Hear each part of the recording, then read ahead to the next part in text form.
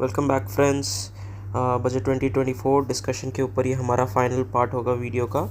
और इस पार्ट में मैं आपको बताऊंगा क्या हमारे गवर्नमेंट के गोल्स हैं। पिछले पार्ट में मैंने आपको बताया था हिस्ट्री क्या है और करंट लैंडस्केप क्या है, रेवेन्यू और एक्सपेंडिचर सोर्सेज क्या है। अब मैं आपको बताऊंगा मेन प्रायोरिटीज़।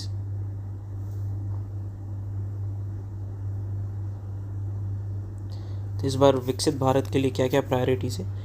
9 मेजर प्रायोरिटीज़ है गवर्नमेंट की। ठीक है, फर्स्ट प्रायोरिटी आती है एग्रीकल्चर सेक्टर में। एग्रीकल्चर में transform research in climate resilient variety of seeds and agriculture practices, self reliance in oil seeds such as mustard, groundnut, sesame, soybean, sunflower oil. ये सारे खाने में पकाने के लिए जो ऑयल्स यूज़ होते हैं ये सब वो हो जाता है। ठीक है, कोऑपरेशन पॉलिसी। गवर्नमेंट चाहती है कि एक कोऑपरेटिव सेक्टर की तरह फार्मिंग को भी डेवलप किया जाए। जैसे कि आपको याद हो डेयरी के सेक्टर में अमूल है बहुत बड़ा example.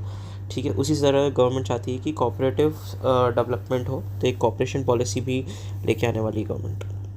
Production, government production increase करना चाहती है। हमारे 109 हाई यील्डिंग और क्लाइमेट रेजिलिएंट वैरायटीज़ जो अभी डेवलप करी है आफरी ने, यानी कि एग्रीकल्चर रिसर्च डिपार्टमेंट ने जो डेवलप किया उसके लिए अराउंड 109 वैरायटीज़ है। ठीक है, उनको गवर्नमेंट फार्मर्स को देना चाहती है ताकि ज़्यादा से ज़्यादा प्रोडक्शन किया जा सके।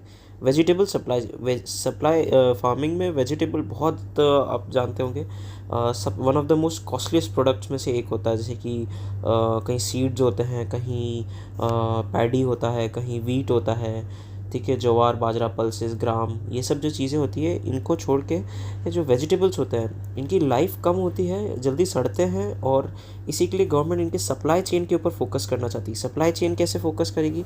सप्लाई चेन पे फोकस करने के लिए गवर्नमेंट चाह रही है कि कलेक्शन, स्टोरेज और मार्केटिंग के ऊपर फोकस किया जाए। ठीक है, इसके अलावा natural farming, certification and branding. Government जो नेचुरल फार्मिंग करते हैं उनके अंदर सर्टिफिकेशन करवाना चाहती है। सर्टिफिकेशन से क्या होगा? सर्टिफिकेशन होगा ये कि किसी भी चीज़ को एक ब्रांड वैल्यू मिलेगा, तो ब्रांड वैल्यू के लिए गवर्नमेंट सपोर्ट करना चाहती है। मरीन प्रोडक्ट्स को डेवलप करना चाहती है। मरीन प्रोडक्ट्स में जैसे कि हमारे प्रोडक्ट्स को डेवलप करके बेचना चाहती है इंटरनेशनल मार्केट में, ताकि एक एक्सपोर्ट हब बन सके इंडिया।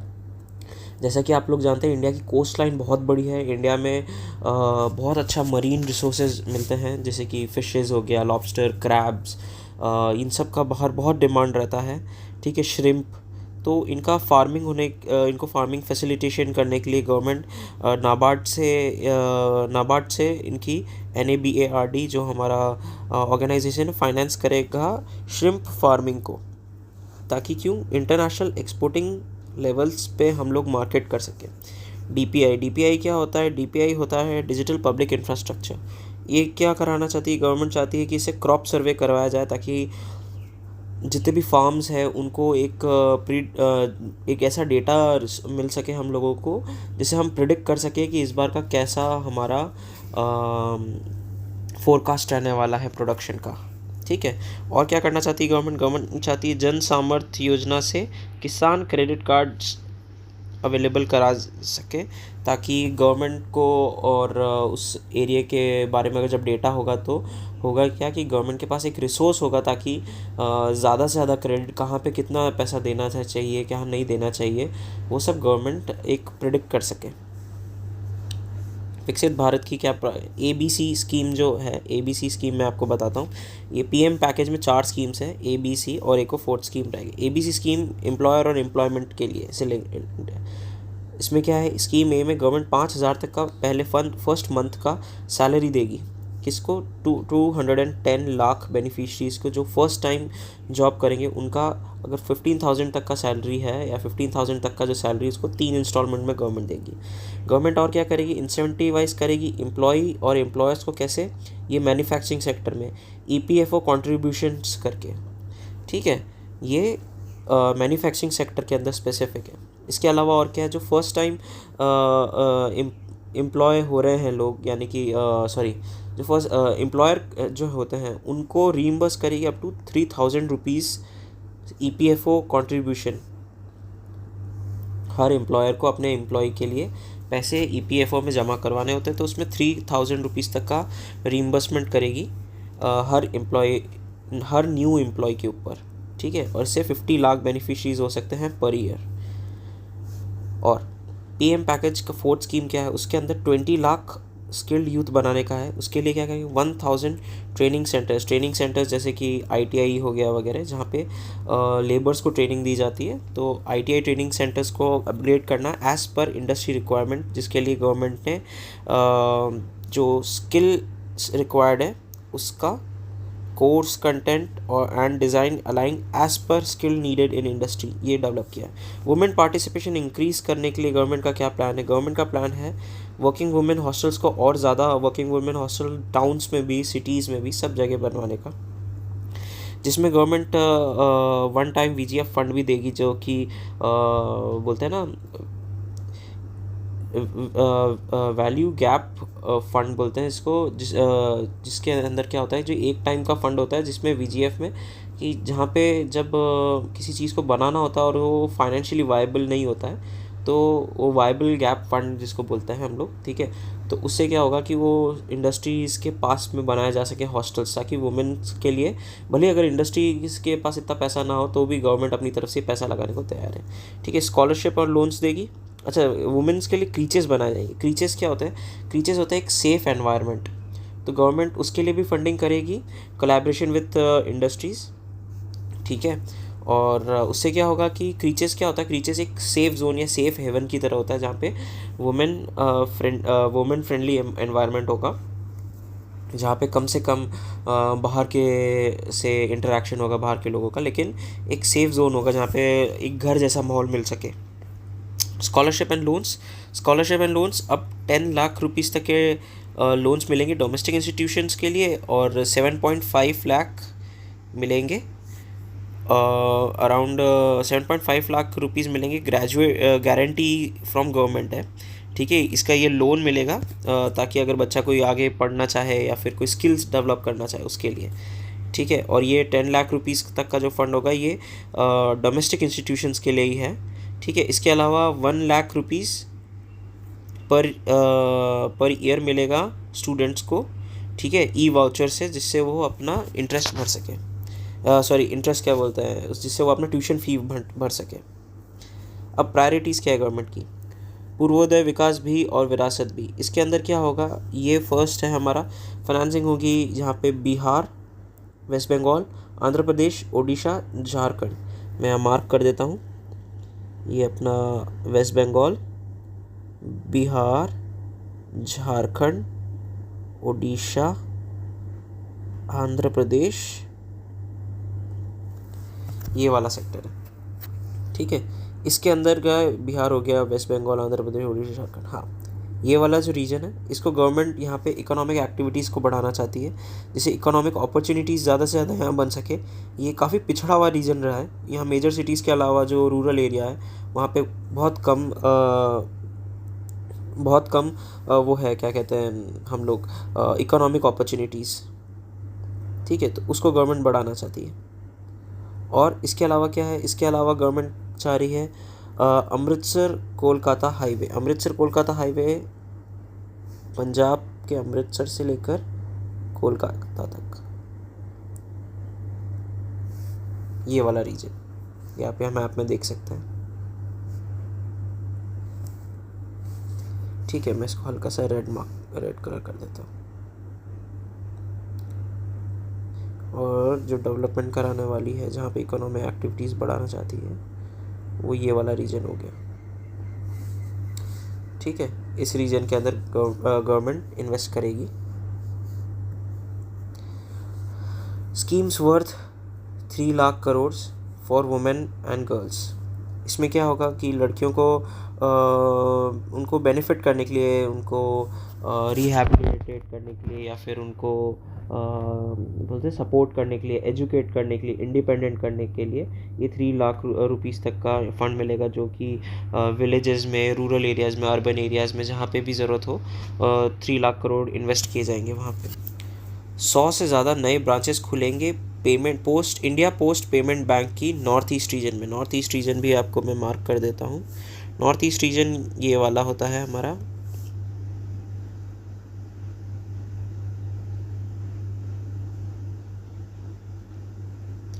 जो हमारे सेवन सिस्टर्स जो कहते हैं, ये वो वाले स्टेट होते हैं। इसमें कौन कौन से स्टेट्स आ जाते हैं? इसमें आ जाते हैं अरुणाचल प्रदेश, असम, मेघालय, नागालैंड, मणिपुर, मिज़ोरम और त्रिपुरा। ठीक है, यहाँ पे 100 से ज़्यादा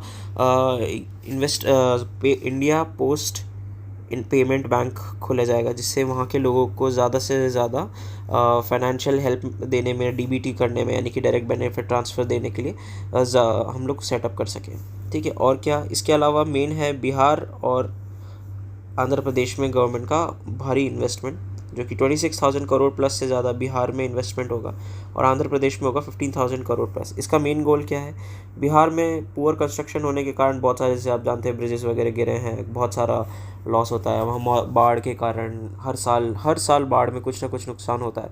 ठीक है, एक क्लाइमेट रेजिलिएंट इंफ्रास्ट्रक्चर बनाने के लिए इन्वेस्टमेंट है ये। और आंध्र प्रदेश में क्या, आंध्र प्रदेश तेलंगाना से अभी नया स्टेट अलग हुआ है, तो यहाँ पे इरीगेशन प्रोजेक्ट्स हो गए, वाटर प्रोजेक्ट्स हो गए, पावर प्रोजेक्ट्स हो गए, रेलवे, रोड और नए कैपिटल अमरावती को डेवलप करने के लिए ये फंड दिया जा रहा है। एमएसएमईज़ में इस बार क्या है? एमएसएमईज़ में इस बार है credit guarantee schemes. Credit guarantee schemes में क्या होगा कि कंटिन्यूस सपोर्ट मिलेगा क्रेडिट का। ठीक है, और एक न्यू मॉडल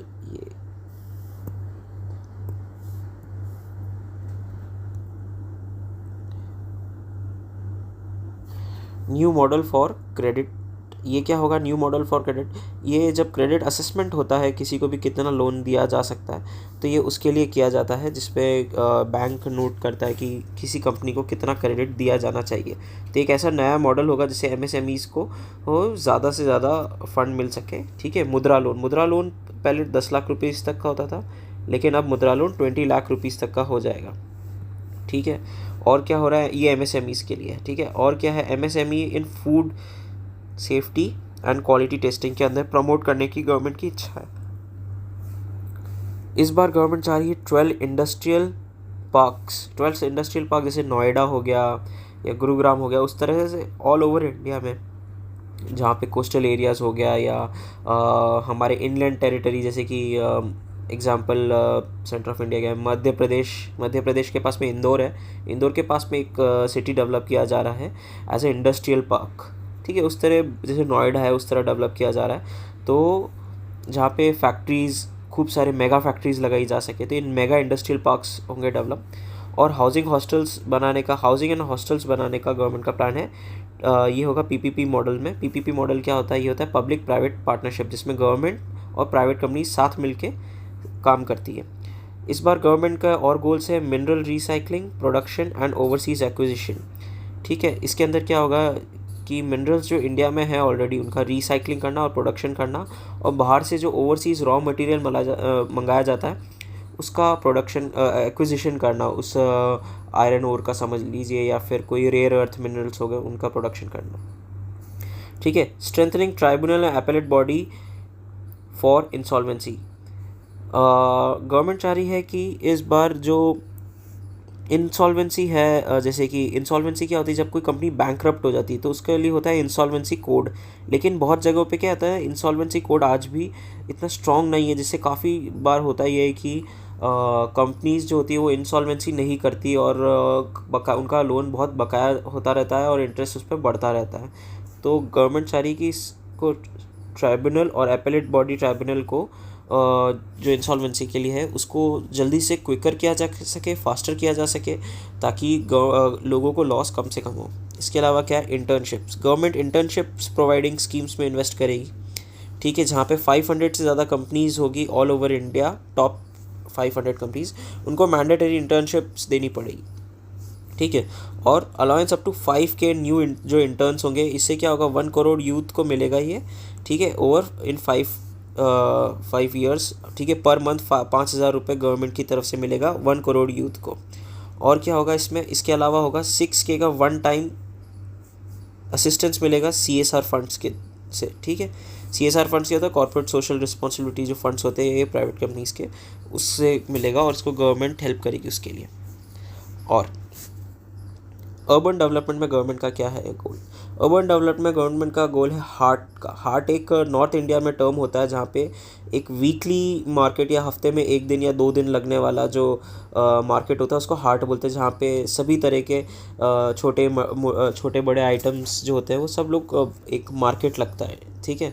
वही वीकली मार्केट होता है तो काफ़ी बोलते हैं जैसे कि फ्राइडे सेल कह सकते हैं, जब ब्लैक फ्राइडे सेल वगैरह होता है, या फिर एक सेल की तरह, एक छोटा सा मेले की तरह होता है यहाँ पे, खूब सारे लोग अपने अपने शॉप्स यहाँ पे स्टैब्लिश करते हैं। ये वीकली हार्ट स्टैब्लिश करना चाहती है गवर्नमेंट ओवर इन 100 सिटीज़, ठीक है। और क्या है, और है अर्बन ट्रांसपोर्ट सिस्टम जो होता है उसको 14 सिटीज़ में डेवलप करना, जैसे कि अर्बन ट्रांसपोर्ट में आते हैं हमारे बस सर्विस और मेट्रो सर्विसेज यूजुअली, ठीक है। तो इनको डेवलप करना 14 सिटीज़ के अंदर। वाटर मैनेजमेंट के प्रोजेक्ट्स गवर्नमेंट शुरू करना चाहती है 100 सिटीज़ के अंदर, ठीक है। ये क्या होगा वाटर मैनेजमेंट, जैसे कि आप लोग जानते हैं अभी काफ़ी सारा बारिश वगैरह का भी सीज़न है, तो आप देख सकते हैं कहीं सीवेज सप्लाई प्रॉपर नहीं हो रहा है, वाटर क्लीनिंग नहीं हो रहा है, ट्रीटमेंट प्लांट्स नहीं है, कहीं रिवर्स गंदी हो रही है, वाटर रिजर्वॉयर्स नहीं है, अगर है तो गंदे हैं, रिपेयर नहीं हुआ है। तो उन सबको उन प्रोजेक्ट्स के अंदर गवर्नमेंट चाहती है कि 100 प्रोजेक्ट्स जो हैं वो लार्ज सिटीज़ के अंदर इस्टेब्लिश किए जा सके। 100 लार्ज सिटीज़ के अंदर वाटर मैनेजमेंट प्रोजेक्ट्स, ठीक है। और क्या है, गवर्नमेंट PM आवास योजना को कंटिन्यू करेगी 2.0। इसके अंदर गवर्नमेंट चाहती है एफिशिएंट हाउसिंग पॉलिसीज़ और 10 लाख करोड़ से ज़्यादा इसमें गवर्नमेंट का इन्वेस्टमेंट रहेगा, ठीक है।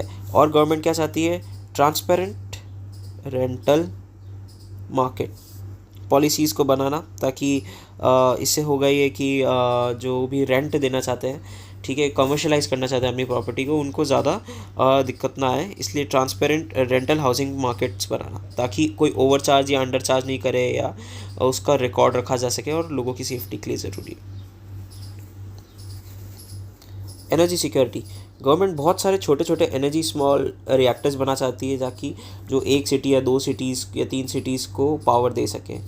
स्मॉल प्रोजेक्ट्स क्या होता है, ये वायबल होते हैं, कॉस्ट इफ़ेक्टिव होते हैं, और एक सर्टेन रीजन के अंदर ये वहाँ पे पावर सोर्स अच्छा काम कर सकते हैं। स्मॉल न्यूक्लियर रिएक्टर्स होंगे ये, ठीक है। अभी आपको जैसे पता होगा कि हमने रशिया के साथ भी एक स्मॉल न्यूक्लियर रिएक्टर के लिए डील करी है, फ्लोटिंग रिएक्टर रशिया ने हमको ऑफ़र किया है, जो कि ठीक है। उसके अलावा कुदमकलम जो हमारा सिटी है उसमें वहाँ पे न्यूक्लियर रिएक्टर बनवाने में रशिया भी हेल्प कर रहा है। और क्या है, वहाँ से यूरेनियम सप्लाई भी रशिया से हमने इंश्योर करी है। और एनर्जी स्टोरेज पॉलिसी गवर्नमेंट बनाने वाली है, जिसपे एनर्जी हो गया अपना इलेक्ट्रिसिटी को स्टोर करना वगैरह, और स्मूथ फैसिलिटेट करना, जिससे क्या होगा कि integration of the growing share of renewable energy इसके अंदर, जैसे कि सोलर पावर हो गया, ठीक है, उसका एनर्जी को गवर्नमेंट स्टोर करना चाहती है, और उसको बेचना, उसको जहाँ पे रिक्वायरमेंट है वहाँ पे ट्रांसफ़र करना, तो उसके लिए, ठीक है। New thermal power plants 800 megawatt के गवर्नमेंट नए पावर प्लांट्स बनाना चाहती है, भेल और NTPC मिलके। भेल और NTPC गवर्नमेंट की वो कंपनीज है, जैसे NTPC हो और भेल है भारत हेवी इलेक्ट्रॉनिक्स लिमिटेड, ठीक है, और NTPC है नेशनल थर्मल पावर कॉरपोरेशन। ये मिलके बनाएगी नए power plants up to 800 megawatts India में, अलग अलग जगह। और financial support for cleaner energy, government financial support या इंसेंटिवाइज करेगी, ताकि हम लोग सोलर पावर हो गया या फिर विंड मिल्स हो गया, ये हम लोग इस्टेब्लिश कर सके, ताकि कम से कम बोलते हैं हम लोग थर्मल का यूज़ करें, या फिर कोल, या हम लोग डीजल पेट्रोल इंजन का कम से कम यूज़ हो, और solar power as a backup power की तरह सबको मिलता रहे, ठीक है। और अगर हर घर पे सोलर पावर होगा तो गवर्नमेंट को कोल के ऊपर कम डिपेंड होना पड़ेगा, ठीक है। Renewable energy transition of MSMEs, government financial support करेगी रिन्यूएबल एनर्जी ट्रांजिशन में, जिसमें क्या होगा कि अगर कोई कंपनी है जो डीजल उनके पास पावर प्लांट है, या डीजल उनके पास में जनरेटर्स है, और वो अगर क्लीनर एनर्जी की तरफ यानी कि रिन्यूएबल एनर्जी की तरफ मूव करते हैं, जैसे कि विंडमिल हो गया, या सोलर हो गया, या टाइडल एनर्जी हो गया, कुछ भी हो सकता है, ठीक है, जिसमें ग्राउंड थर्मल एनर्जी हो सकता है, ठीक है, कुछ भी हो सकता है, उसकी तरफ अगर जाती है तो गवर्नमेंट उनको फाइनेंशियल सपोर्ट देगी, ठीक है। ये तो हो गया हमारा एनर्जी के ऊपर। और इसके अलावा क्या है, पीएम सूर्य घर मुफ्त बिजली योजना, उसमें 1 करोड़ से ज़्यादा हाउस होल्ड्स को गवर्नमेंट का प्लान है कि इस बार 1 करोड़ से ज़्यादा हाउस होल्ड्स को क्लीन एनर्जी मिल सके। ठीक है, और इस पर क्या होगा, अप टू 300 यूनिट सबको फ्री मिलेगा एनर्जी के लिए। और इसके अंदर क्या होगा, 1.28 करोड़ रजिस्ट्रेशन तो हो चुके हैं और 14 लाख एप्लीकेशन अभी तक गवर्नमेंट को मिल चुके हैं इसके लिए। ठीक है, अब हमारी विकसित भारत के इंफ्रास्ट्रक्चर प्रायोरिटीज़ क्या है वो मैं आपको बताता हूँ। जैसे कि आप जानते हैं कि काशी विश्वनाथ टेम्पल कॉरिडोर बना है, उसी के बेसिस पे गवर्नमेंट चाह रही है 2 टेम्पल कॉरिडोर्स बनाना। ठीक है, ये कहाँ बनेंगे, ये बनेंगे विष्णुपद टेम्पल कॉरिडोर और महाबोधि टेम्पल कॉरिडोर। ठीक है, इसके अलावा नालंदा डिस्ट्रिक्ट को as a tourist spot develop करना चाहती है गवर्नमेंट। ओडिशा टूरिज्म में असिस्टेंस करेगी, जिसमें ओडिशा में वहाँ के scenic beauties, temple, monument, craftsmanship, wildlife, इन सब के ऊपर गवर्नमेंट वहाँ पे इन्वेस्ट करेगी। कॉम्प्रिहेंसिव डेवलपमेंट इनिशिएटिव, ये क्या है, कॉम्प्रिहेंसिव डेवलपमेंट इनिशिएटिव है राजगीर के अंदर बुद्धिस्ट और हिंदूज़ और जैन्स के जो वहाँ पे रिलीजियस लोकेशंस हैं उनको डेवलप करने के लिए। इस बार इंफ्रास्ट्रक्चर में गवर्नमेंट कितना इन्वेस्ट करेगी, इस बार इंफ्रास्ट्रक्चर में गवर्नमेंट इन्वेस्ट कर रही है करीब 111111, यानी कि ये हो गया हमारा 11,11,111 करोड़ रुपीज़। ये हमारी पूरी जीडीपी का 3.4% है जो इंफ्रास्ट्रक्चर में जा रहा है। ठीक है, इसके अलावा क्या है, इसके अलावा है 1.5 लाख करोड़ टू स्टेट्स। ठीक है, ये स्टेट्स को मिलेगा पैसा। ठीक है, इंफ्रास्ट्रक्चर के लिए। और क्या होगा, इसके अलावा अभी हम देख सकते हैं इरिगेशन और मिटिगेशन, फ्लड मिटिगेशन प्रोजेक्ट्स। जैसे कि आप जानते हैं कि कई जगह पे सूखा और कई जगह पे बहुत सारा बाढ़ आ रहा है, तो उसके लिए कि गवर्नमेंट क्या करना चाहती है, उसके लिए भी गवर्नमेंट इन्वेस्ट करेगी flood management and reconstruction, rehabilitation and related projects के अंदर। ठीक है, ये हो गया हमारा assistance in flood management, reconstruction, rehabilitation projects.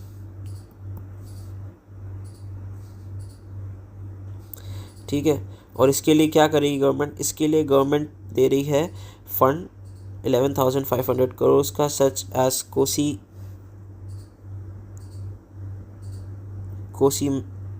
Kosi Mechi intralink state projects, ये स्टेट्स को मिलेगा ये वाला पैसा। ठीक है, और फ्लड मैनेजमेंट कहाँ पे, फ्लड मैनेजमेंट है ब्रह्मपुत्र रिवर के आसपास, जैसे कि असम के अंदर, सिक्किम, उत्तराखंड के अंदर, जहाँ पे लैंडस्लाइड्स वगैरह भी बहुत होता है और फ्लैश फ्लड्स बहुत आ रहे हैं। ठीक है, और रिकन्स्ट्रक्शन और रिहैबिलिटेशन कहाँ कहाँ, खासकर हिमाचल प्रदेश के अंदर। हिमाचल प्रदेश में जैसे आप जानते हैं वहाँ पे बहुत सारे लैंडस्लाइड्स हुए हैं। ठीक है, तो वहाँ पे रिकन्स्ट्रक्शन कराना, उसके अंदर गवर्नमेंट फाइनेंशियल सपोर्ट करेगी। ठीक है, और फाइनेंशियल सपोर्ट होगा जैसे कोची मेची, मैंने आपको बता ही दिया है, ये स्टेट्स के इंटर स्टेट लिंक प्रोजेक्ट्स हैं। और इसी की तरह 20 और स्कीम्स है जहाँ पे गवर्नमेंट टोटल 11,500 करोड़ इन्वेस्ट करेगी। Research and funding and prototype development, research funding, आप जैसे रिसर्च और डेवलपमेंट दो क्या बोलते हैं, ये एक ऐसा सेक्टर है जहाँ पे गवर्नमेंट हमेशा से कम खर्च करती है, लेकिन इस बार प्रायोरिटी में रखा गया है इसको। और इस बार देखते हैं क्या रहता है गवर्नमेंट का। तो रिसर्च फंडिंग के अंदर गवर्नमेंट क्या करेगी, गवर्नमेंट ऑर्गेनाइजेशंस के अंदर जहाँ पे बेसिक रिसर्च लैब्स है वहाँ पे फंडिंग करना, और वहाँ पे कोई भी अगर कोई इंजीनियरिंग प्रोजेक्ट होता है, कोई डिवाइस होता है, तो उसके प्रोटोटाइप डेवलपमेंट के लिए गवर्नमेंट फंड्स करेगी। ठीक है, प्राइवेट सेक्टर फंडिंग के लिए भी गवर्नमेंट एक पूल अमाउंट बना रही है। ठीक है, जो कि अराउंड 1 लाख करोड़ रुपीज़ का होगा। ठीक है, 1 लाख करोड़ रुपीज़ का ये पूल अमाउंट होगा। इसमें क्या होगा, गवर्नमेंट की तरफ से भी कुछ होगा और प्राइवेट कंपनीज़ की तरफ से भी इन्वेस्टमेंट किया जा सकता है।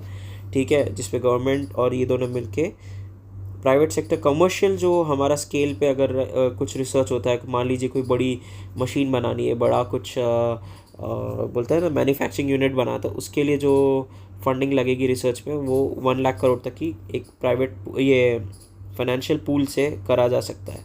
और क्या है, वेंचर कैपिटल फंड होगा 1,000 करोड़ रुपीज़ का।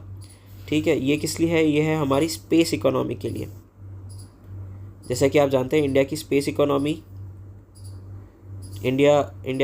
इकोनॉमी अभी बढ़ती जा रही है, तो गवर्नमेंट इसके अंदर इन्वेस्टमेंट करने को बहुत ज़्यादा इच्छुक नज़र आ रही है। और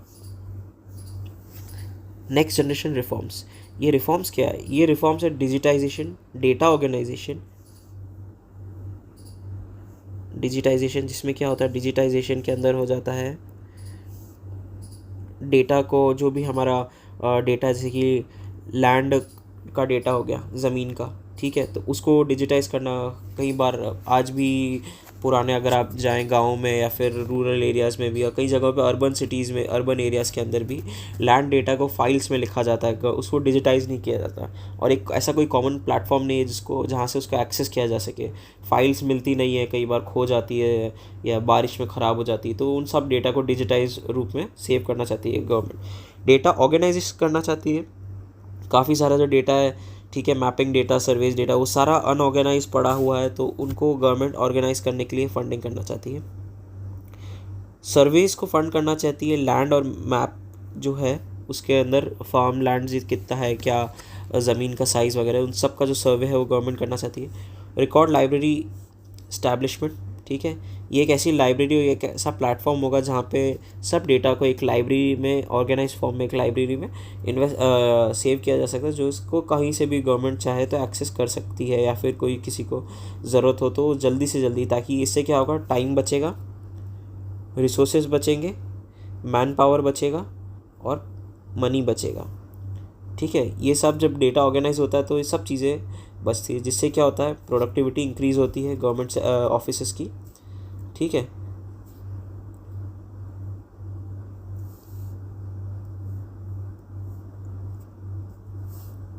प्रोडक्टिविटी इंक्रीज़ करने के लिए, और time, resource, money, man power और मनी को कम करने के लिए। ठीक है,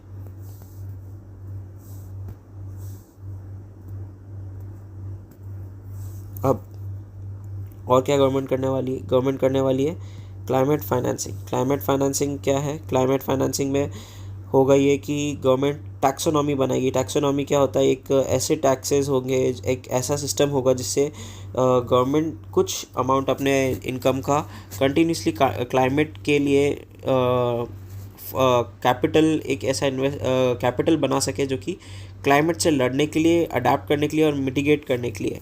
यानी कि मान लीजिए अगर कहीं बाढ़ आ जाती है तो बाढ़ आने से पहले उस जगह को सही करने के लिए, मान लीजिए बाढ़ आ जाती है तो वहाँ पे रिहैबिलिटेट करना, लोगों को अडेप्ट करना उस सिचुएशन के लिए, और ऐसे इंफ्रास्ट्रक्चर बनाना जिससे बाढ़ को मिटिगेट किया जा सके, यानी कि दूर किया जा सके, तो होता है क्लाइमेट फाइनेंसिंग। ठीक है, और क्या? सिंप्लीफिकेशन इन इन्वेस्टमेंट। बाहर से जो भी इन्वेस्टमेंट आता है इंडिया में, FDI, FPI, ठीक है, ये सारा, यानी कि foreign direct investment, foreign portfolio investment, ठीक है, इसके अलावा भी और होता है सोसाइटीज़ को जो बाहर से फंडिंग मिलती है, ठीक है, उन सब इन्वेस्टमेंट को गवर्नमेंट रेगुलेट और सिंप्लीफाई करना चाहती है। Data management. डेटा मैनेजमेंट में क्या होता है? डेटा मैनेजमेंट वो हो गया, जितना भी हमारा गवर्नमेंट का डेटा है उसको गवर्नमेंट चाहती है कि सही से एक ऑर्गेनाइज फॉर्म में कलेक्शन, प्रोसेसिंग, मैनेजमेंट, स्टैटिस्टिक्स को इम्प्रूव करें, तो डिजिटल गवर्नमेंट्स में हेल्प मिलेगी। ये किस लिए है? ये है डिजिटल गवर्नेंस के लिए। ठीक है, डिजिटल गवर्नेंस के लिए ज़रूरी है। और क्या है इसमें? इसके अलावा गवर्नमेंट क्या करी? Improve national pension scheme. ये नेशनल पेंशन स्कीम जो है, NPS, न्यू पेंशन स्कीम बोलते हैं, जैसे OPS होती है और एक NPS होती है। गवर्नमेंट इस तरह की पॉलिसीज़ बनाना चाहती है ताकि OPS से लोग NPS की तरफ मूव करें। ठीक है, इसमें क्या होगा? इससे ये होगा कि बहुत सारा जो अमाउंट है, जो कि एक ऐसा अमाउंट जो कि लॉस में जाता है, बहुत बार होता है क्या है कि गवर्नमेंट को एक्स्ट्रा रिसोर्सेज OPS के लिए रखने पड़ते थे, वो हटा के अब NPS आ जाए। जिसमें क्या होगा? इसमें होगा ये कि एक आम आदमी की सैलरी जो होगी वो अपनी सैलरी में से ही अपने आप को फंड कर सकता है। इससे एक सेल्फ रिलायंट सिस्टम बनेगा और गवर्नमेंट को अलग से फंडिंग इकट्ठा करने की ज़रूरत नहीं पड़ेगी। मेजर स्कीम्स अलोकेशन इस बार क्या है? मेजर स्कीम्स जो है इस बार गवर्नमेंट की वो है आइडियाज़ के अंदर इन्वेस्ट करना। आइडियाज़ क्या है? Indian development economic assistance scheme. ये कैसे कैसी कंट्रीज़ हो जाती है? जैसे नेपाल, भूटान, श्रीलंका, बांग्लादेश, मालदीव, सेशेल्स। ठीक है, यहाँ पे गवर्नमेंट इन्वेस्ट करती है तो उसमें क्या होता है, ये असिस्टेंट फंड होता है या फिर एक हम कह सकते हैं ये LOC फंड होता है। LOC होता है लाइन ऑफ क्रेडिट फंड, ठीक है। LOC में क्या होता है, एकदम cheap loans, almost nil interest के ये मिलते हैं, ठीक है। और क्या है, DBT स्कीम्स। DBT स्कीम्स क्या होती है, डायरेक्ट बेनिफिट ट्रांसफ़र स्कीम्स, ठीक है। और solar power consumption promotion scheme, solar power में हो जाता है, गवर्नमेंट चाहती है हम ज़्यादा से ज़्यादा सोलर पावर को अडॉप्ट करें, ठीक है, ताकि हर घर के ऊपर अगर एक सोलर पैनल होगा तो बिजली का खर्चा घर का भी कम आएगा और हमारे को कम से कम फॉसिल फ्यूल जलाना पड़ेगा थर्मल पावर प्लांट्स के में, ठीक है। और क्या है, semiconductor and display manufacturing boosting schemes. Semiconductor जैसा आप जानते हैं आज भी हम बहुत बाहर से इंपोर्ट करते हैं, ताइवान, चाइना, कोरिया, ठीक है, जापान, यहाँ से या फिर वियतनाम, ये हमारे मेजर इंपोर्ट सेक्टर्स हैं जहाँ से हम इंपोर्ट करते हैं हमारे सेमीकंडक्टर्स, ठीक है। तो गवर्नमेंट चाहती है उसका मैन्युफैक्चरिंग को बूस्ट करें।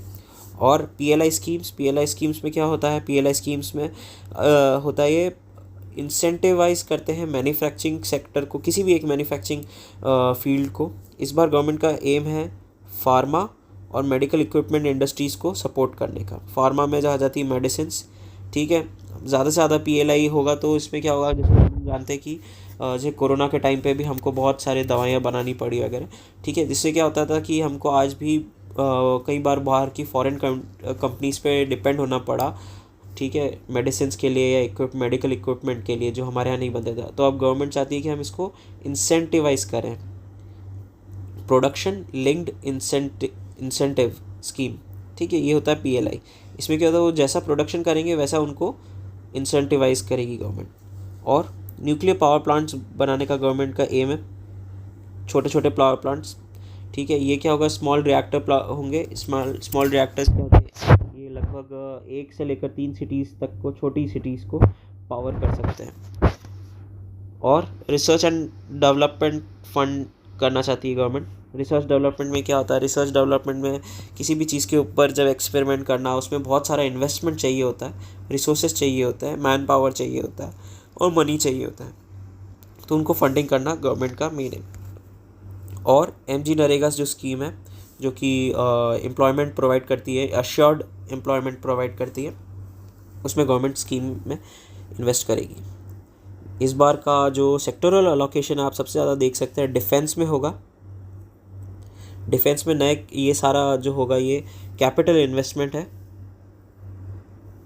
ठीक है, ये कैपिटल इन्वेस्टमेंट होगा नए हम कह सकते हैं इक्विपमेंट ख़रीदने के लिए या फिर हमारे शिप्स को बनाने के लिए, एयरप्लेन्स ख़रीदने के लिए, ये सारा फंड इसके लिए होगा, ठीक है। इसके अलावा क्या हमारा जो आप आज भी देख सकते हैं, मैं आपको बता देता हूँ, major focus is on strengthening trend forces and countering both internal and external possibilities, ठीक है। इसके अलावा और कहाँ था, होम अफेयर्स, ठीक है, ये इंटरनल सिक्योरिटी के लिए ज़रूरी है और डिफेंस हमारे एक्सटर्नल सिक्योरिटी के लिए ज़रूरी है, ठीक है। और अब मैं आता हूँ सेकेंड प्रायोरिटी गवर्नमेंट की यहाँ पे क्या है, सेकेंड प्रायोरिटी है प्राइमरी सेक्टर की इकोनॉमी को, that is economy based around rural fabric of the country, उसको सपोर्ट करना। जैसे कि आप देख सकते हैं यहाँ पे रूरल, ठीक है, एग्रीकल्चर, ठीक है, और एनर्जी। रूरल एरियाज़ में एनर्जी मिलेगी, ज़्यादा से ज़्यादा न्यूक्लियर पावर प्लांट बनेंगे तो, ठीक है, ये सारा रूरल एरियाज़ के अंदर आएगा। इसके अलावा और हमारा थर्ड फोकस क्या रहेगा, third focus is on strengthening Indian workforce, ठीक है। इंडियन वर्कफोर्स जैसे कि इंडियन वर्कफोर्स आ गई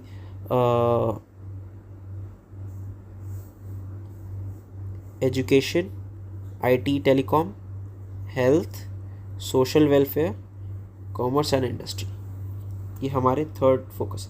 ये मैं 3 फोकस आपके लिए लिखे हैं, तो आपको जैसा ठीक लगे आप इसको समझ सकते हैं। यहाँ पे मैंने अमाउंट लिखा हुआ है, कहाँ कहाँ पे कितना इन्वेस्टमेंट होने वाला है, ठीक है। सस्टेनेबल डेवलपमेंट इनिशिएटिव्स इस बार गवर्नमेंट क्या है, इस बार मेजर है न्यूक्लियर पावर प्लांट, ठीक है, और डिस्करेजमेंट ऑफ फॉसिल फ्यूल, ठीक है, और प्रमोशन ऑफ सोलर पावर, ठीक है, और टैक्स मैकेनिज्म और taxonomy for funding and accumulating resources for climate action as per Paris agreement, ठीक है। ये इस बार हमारा सस्टेनेबल डेवलपमेंट गोल्स हैं। अब मैं आपको बता देता हूँ स्टेक होल्डर्स कौन होते हैं बजट के। Yes, you are a stakeholder. Stakeholders होते हैं इंडिया के जो सिटीजन्स हैं वो सब के सब स्टेक होल्डर्स हैं हमारे बजट के, जिसपे आ जाते हैं employees, agency, union, NGO, public private sector सब। ठीक है, स्टेक होल्डर एंगेजमेंट क्या रहता है एक बजट बनाने के लिए, जैसे कि NITI Aayog, industry experts, civil society, think tanks, policy makers, इन सब से कंसल्टेशंस लेती है गवर्नमेंट, तब जाके वो अपना बजट बनाती है। सो ये हमारे बजट का कंक्लूजन हो गया पूरा। ठीक है, और अगर आप लोगों को ये अच्छा लगा हो तो आप हमारे चैनल को सब्सक्राइब करें, शेयर करें, लाइक करें। ठीक है, और मैं आपको एक बार फिर से कंक्लूजन बताता हूँ। इस बार का जो बजट है वो एक fiscal prudence, economic growth, social welfare और जो हमारे प्रेसिंग चैलेंजेस हैं जो कि हमारे फ्यूचर के अंदर हमको अभी रोकते हैं, उनके ऊपर वर्क करने के लिए, जैसे एम्प्लॉयमेंट हो गया, एनर्जी हो गया, इनके ऊपर एड्रेस करने के लिए इस बार का बजट बनाया गया है। अगर आपको ये चैनल पसंद आया तो thanks for watching. Do like, share, subscribe to Abhas Bodhi, press the bell icon for updates. Thank you for watching, bye.